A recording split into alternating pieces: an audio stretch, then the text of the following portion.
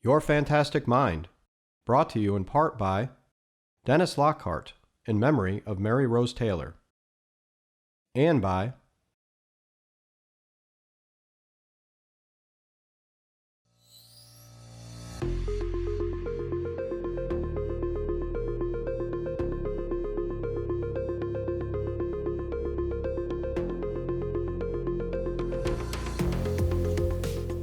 This week on Your Fantastic Mind. Glioblastoma broadly is an almost uniformly fatal disease. We follow a beloved husband and grandfather through an innovative trial that could change how this aggressive brain cancer is treated. Proteins are the ones that are actually doing the work in the cell. They could be one of the keys to treating Alzheimer's and other neurodegenerative diseases. Get a glimpse inside the world of proteomics and how this research could impact all our lives. It's a really exciting time to be in the field. Plus, the leading dog neuroscientist in the world finds a new project and passion. My colleagues think I'm nuts. I swear I might have the only cows who roll over for belly rubs.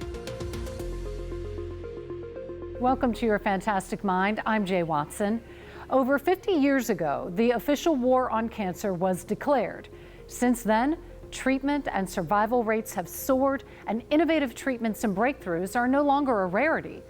Glioblastoma, the most common primary brain cancer, a cancer that starts in the brain, is still without a cure. And the 5-year survival rate is only around 10%. But a new clinical trial has many goals. One of them is teaching the brain's immune system how to fight the cancer.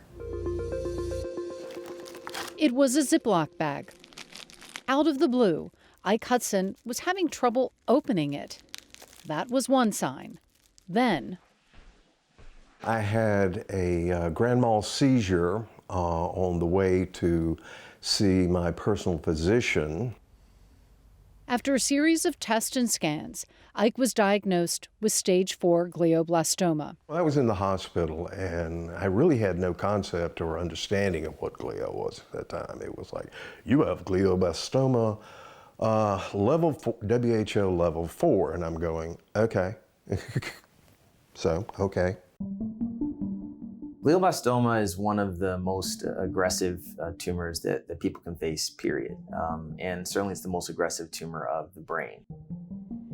Emory neurosurgeon Dr. Eja Ndome says glioblastoma spreads into the surrounding brain, making it impossible to remove the entire tumor with surgery. Glioblastoma broadly is an almost uniformly fatal disease. Dr. Ndome researched glioblastoma at the National Institutes of Health before he came to Emory. No matter how good of a surgery that I do, there are always going to be some tumor cells right next to normal cells that I can't take out surgically. And that's where treatments come in. Hudson had surgery and chemotherapy and radiation. Over a year later, a scan shows something that could be a reoccurrence of the cancer. He has a lesion that, unfortunately, based on the imaging, looks like it's come back. If the cancer comes back, what was done the first time might be repeated: surgery, radiation, chemotherapy. But this time, Ike Hudson has a new option. All right, we're good then. That's because Dr. Ndome is determined to take glioblastoma from fatal to treatable. Dr. Ndome invited Hudson to be in a new trial. What we're trying to do is take one of our most promising combinations of immune therapies, things that harness the immune system, the part of your body that fights off different infections and bacteria and that sort of thing, but to try and turn that towards the tumor, make it see the tumor and attack the tumor more effectively. The day before the first of 2 surgeries, Ike and his wife, Renee, Some coffee. Thank you. sit on their porch, their life's dreams reduced to one thing: See the grandkids grow up. Having them around. I want you around a whole lot longer. Because I don't want to do it without you.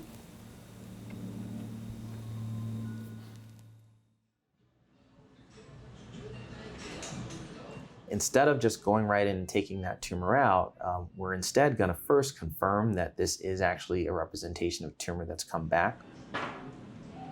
We just make a very small cut on the head. We use our neuronavigation for the brain to tell us exactly where we are. We take a piece of it, we walk it off to the pathologist. The pathologist will be able to tell us right there whether it looks like this is a tumor that has come back or it doesn't. Let me see the drill. The area in question is about 1.5 centimeters in size. After drilling a small hole in Hudson's skull, they take a sample of the lesion. So we just took 2 pieces of the lesion that we're going to walk over to pathology now and just make sure that we know what we're dealing with.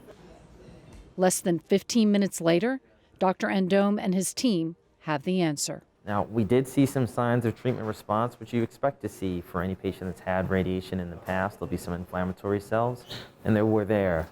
But we also saw a lot of very atypical cells that are consistent with recurrent glioblastoma. So the pathologist was able to make the call that unfortunately Mr. Hudson's tumor has come back. With the confirmation that the glioblastoma has returned, Endome is going to place 2 small catheters in this first surgery. We will place something called a microdialysis catheter, which is a small tube that's specifically designed to allow certain substances that are in the brain tissue to go into the catheter. When you put a certain fluid into it called the perfusate, that seems similar to the cells around the brain. Okay, so I put that fluid in slowly. The substances in the brain are allowed to diffuse across the membrane, and then the fluid comes out slowly and we collect it.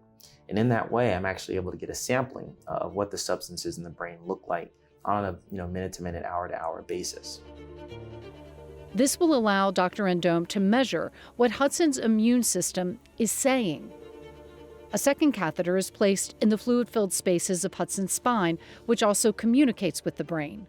This is critically important for what comes next. Very good. All right. Today's a big day as far as the protocol is concerned. As you know, the main thing we're trying to figure out is whether these immune therapy drugs work in the brain.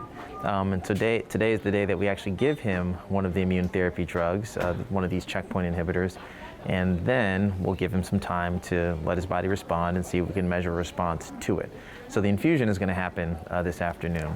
Hudson remains in the hospital after surgery so that he can receive a combination of checkpoint inhibitors. All right, we're good to go with the infusion. First, Dr. Endome is going to take samples from the tubes in Hudson's brain to see how the immune system in the brain is communicating before treatment. I'm going to change out those tubes that we're measuring to get a baseline of what the immune microenvironment of his brain looks like, how the brain's kind of talking to itself from an immune standpoint. You have your infusion. The infusion will not be delivered through the catheters. When they think of putting a catheter into the brain for a brain tumor trial, a lot of people think that what we're doing is putting a drug directly into the brain. And that's not the case here. That is the case for some studies. In this case, we're actually taking a drug that is usually given in the bloodstream, in the periphery, with the thought that it will stimulate the immune system and have an effect on the brain, and using our catheters to measure the response to that therapy in the brain. Again, we'll be checking on you, okay? Samples from the catheter in Hudson's brain will be taken every 6 hours. A sample from the cerebral spinal fluid and a blood sample will be taken once a day. At the end of the week, Hudson will undergo the second surgery to remove tumor regrowth. We have the ultrasound up. The surface of the brain is a couple different colors. Let me see the cell for one more time. Emory was the first institution in the country to use Gliolan, a substance that literally makes tumors light up. To the naked eye as well, the fluorescence says, hey, this is a problem. So this is the most obvious kind of biggest nodule we're looking at the beginning. You can see the surface of the brain there. This is kind of a smaller nodule that was nearby. And what I'm going to do is just make sure that we've given enough to our pathologist to make a good diagnosis. It's a little pink with the glial. Dr. Endome removes the tumor regrowth. He will compare this tissue with the tumor tissue taken from the first surgery before Hudson received the immunotherapy. It turns out that Dr. Endome hopes to detect some change in the immune microenvironment of the tumor. The hope for Ike Hudson and the other patients in this trial is to live longer. Part of Dr. Endome's hope comes from a different trial at UCLA that showed something unexpected. They saw a survival benefit for patients that got the drug before the tumor was taken out. Why did they see a survival benefit for that subset of patients? We don't know the answer to that yet. We're still trying to figure that out. There is some speculation that maybe you need to give the immune therapeutic to boost the immune system. Then the immune cells that are in the tumor itself then get educated against what the tumor looks like and how to attack it.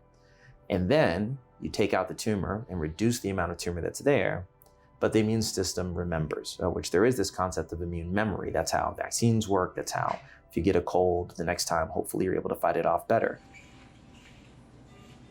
It will be many months before Dr. Ndome and his team know what the immunotherapy did or didn't do for the trial participants. Even the smallest change will provide profound insight in a disease and diagnosis viewed as hopeless. It moves the science one step closer to effective treatments.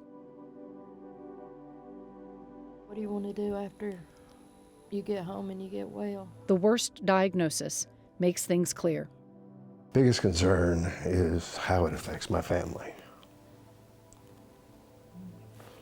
I have 3 very beautiful granddaughters, one of which is 10 months old and has no concept, and one who's 7 and one who's 5.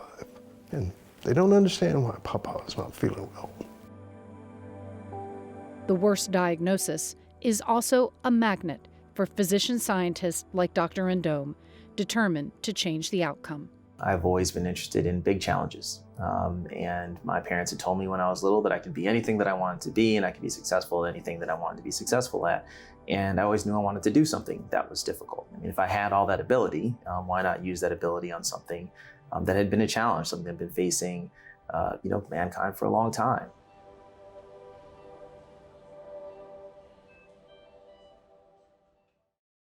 Ike Hudson remained on immunotherapy for 5 months. He continues treatment for his tumor, and the study team is hopeful that his prolonged treatment with immune therapy will lead to a long tumor-free interval. Dr. Ndome's samples are undergoing definitive processing. Results of the trial will be known in early 2024. Did you know that proteomics is going to be one of the keys to cracking the code to Alzheimer's and other neurodegenerative diseases? Proteomics, put simply, is the study of proteins. I see patients with Alzheimer's disease. Dr. Eric Johnson is a neurologist and researcher. Changes in the brain are far wider than we had initially anticipated. Nick Seyfried is a protein biochemist and researcher. Together, they study the role of proteins. But the proteins are the ones that are actually doing the work in the cell. They're doing the chemical reactions. They're providing the structure for the cell. They're communicating. They're allowing cells to communicate with one another. So really, to really understand diseases, you have to understand what's going on at the protein level. There isn't one protein that goes wrong in your body to cause a disease. It's a systems failure. The system fails. There's a whole biological network that is disrupted in the brain, for instance, in Alzheimer's disease. So in order to understand how the system fails, you have to be able to measure the entire system. Brain donation helps proteomics research. We either get their brain when they come to autopsy, and these are brain donors, which is very helpful. And what that allows us to do is map the protein changes in the brains of these patients that have been diagnosed with Alzheimer's disease. And then we use that map as information to predict the same proteins that we see in the brain as proteins in their biofluids like plasma and spinal fluid to see if they're predictive of individuals who are living of whether they would get potentially Alzheimer's disease. What Johnson and Seyfried and their teams are learning could lead to drugs to prevent or treat disease. Majority of the drugs that are in clinic right now target proteins. And so if these proteins are changing in the brains of these patients, they could themselves be therapeutic targets that can modify disease course. The research is also confirming the importance of lifestyle, of the impacts on the brain and body of healthy versus unhealthy aging.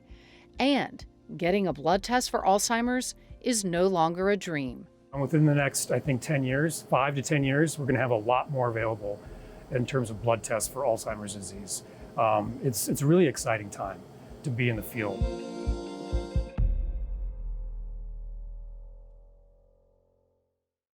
For our final story this week, we are going to take a trip to the country. We went there to visit a neuroscientist who made a drastic decision during the COVID pandemic. It was a decision that would lead him unexpectedly to a new research project. It was also a decision that led him to a whole new life. We've done this now for 8 years. Hey, good job, buddy. COVID certainly changed me, as it did everyone. We've trained now over 100 dogs. When the COVID pandemic hit, We're going to be assessing your dogs for... neuroscientist Greg Berns' decade of work with dogs came to a halt. The dog project kind of dried up because it was difficult to train dogs to go in the scanner when you couldn't really do it in person. We'll just go dog by dog. Struggling against this new normal, Seemed like my whole life was on Zoom. What do you all think? Berns made a life-changing decision. We found this place just kind of magically. Berns and his wife sold their home in Atlanta and bought an 85-acre farm an hour south of the city. My colleagues think I'm nuts. You know, as they say, you bought the farm. A Southern California native, Berns craved nature, expansive spaces. I knew nothing about farming. There was that. Being in nature is one thing. I'm learning about grass. Running a farm is another. Cows look pretty sedate. You could put them out here, they just have one job, and that's to eat the grass. So without knowing anything at all about cattle, I acquired a bull and 2 cows, who turned out to be pregnant. Come here, Zena. Berns bought the zebu cows locally. Much smaller than typical cows, they are descended from Asia. So now I have 7. This is BB. There's the bull, Ricky Bobby, right there. So he's the patriarch. Okay. There was a defining incident with Ricky Bobby, the bull, who began to choke on an alfalfa treat Berns had given him one day. He started to panic and back away, and I didn't know what to do. And so I went up to him and I started stroking his throat just to kind of push down what was ever in his throat. Put your head up here. It seemed to calm him down, and he swallowed it. And then, there you go. After that, how are you doing? He seemed to be different towards me. He wasn't so afraid. He would come up to me, and he very soon started putting his head on my shoulder, like, stroke my neck, please. That licking is a form of affection. Berns' pandemic decision to become a farmer has actually led him to his next neuroscience venture. They've become the next dog project. Hey, Tex, come on. I have weirdly become fascinated by, hey, Daisy, cows and cattle, and just, you know, how do they think? How do they see the world? And more surprisingly, how emotional they are. Do they have emotional lives? And I think the answer is quite obviously yes. That's what they do with each other. They'll lick each other. What I am doing is training the cows, like dogs, to do things so that I can ask questions about their cognition and their emotions. So I can give them choices, for example, like, do you prefer this thing or that thing? Can you learn a symbol on a piece of paper? Can you learn human language? Those are the sorts of questions that we can ask about cattle that have not really been asked before. The Cow Project is not a pet project. It's to provide greater scientific understanding of these animals. There's lots known about cattle, but most of that information is from an agricultural production standpoint. There's been much reported about commercial farming and the sometimes inhumane conditions and treatment cows endure before slaughter. My interest is in, okay, what is the cognitive and emotional life of cattle? And knowing that, how do we give them the best life possible, even if they're headed to be food products? What Berns learns could change our understanding of cows, even how we consume meat. There's no reason why you couldn't put a QR code on that steak and learn everything about the animal it came from. And so you could track from birth to slaughter, you know, what happened to that animal and how it was raised and who did it. That information exists. It's just not available to a consumer. It could be if consumers wanted it. They like to be pet and treated just like my dogs do. And Well, that's pretty neat. Well, here's Dr. Berns. It's not often you see a bull with its horned head in a human's lap getting some good rubs, but here it is. This is quite a scene to be able to see him to do this. I swear I might have the only cows who roll over for belly rubs. I just have to be careful of the horns. Now we're a little close. You can watch them with each other. They're very affectionate with each other, and then, you know, with time they began to accept me into that group and started to behave similarly towards me. Hello. When you make a change, it can change everything, including your friends. Well, Tex, how you doing? Huh? You enjoying yourself today? It's a beautiful day. It's a beautiful day on the farm. He's always the first person I call when I need help, and you know, he comes. BB. Pastor Kenneth Peak is his neighbor, a Vietnam veteran, minister, and lifelong farmer. Like I say, I've always had cattle. He's the most genuine and giving person I've probably ever met. I mean, he knows when something's up. I think it's fantastic. I think everybody should see this and should have the opportunity to really get to know cattle like he's known them. If I put more hay out, then that's all they'll eat. Exactly. Two men with opposite backgrounds, now close friends. He's one of my dearest friends. You're a sight for sore eyes. You're something, girl. United in seeing cows as more than a food source. Little baby is Daisy Duke. In our time with the cows, we were greeted timidly at first, then with curious affection. Would you like my camera? Do you like my sunglasses? What's your hair? Oh, thank you. Oh my goodness. I see that cows have this very similar capacities to form bonds with humans that dogs do. I know.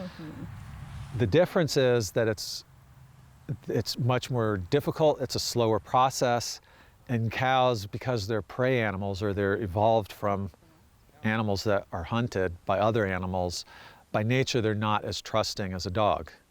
Dogs are easy. Oh my goodness. You take an animal like a cow who's inherently afraid of everything for the most part, and to form a bond with them takes extra effort, but when it happens, in many ways, it's more rewarding. Okay, you're good. The timing of this, of the move to a farm, of discovering his connection to his cows, came while Berns was writing a book called The Self-Delusion, which is about the stories we tell ourselves about our lives and who we are. If we don't have the story, then all we have is a collection of events that happen to us without anything to link them together. We are the architects of our stories, which are a combination of our memories and everything we consume in life, from childhood fairy tales to movies and books and even other people's experiences.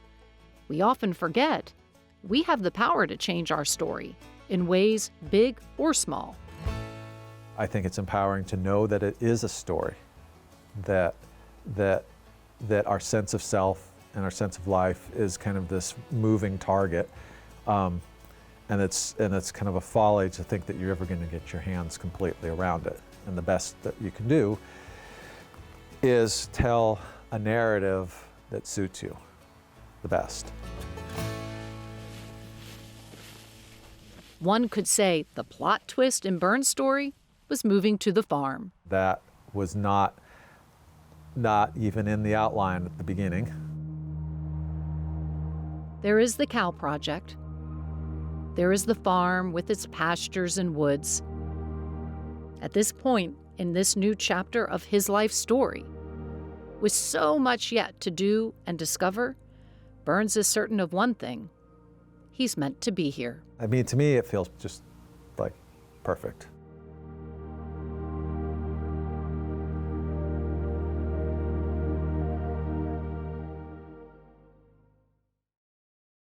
That's going to do it for us this week. We'll see you next time on Your Fantastic Mind.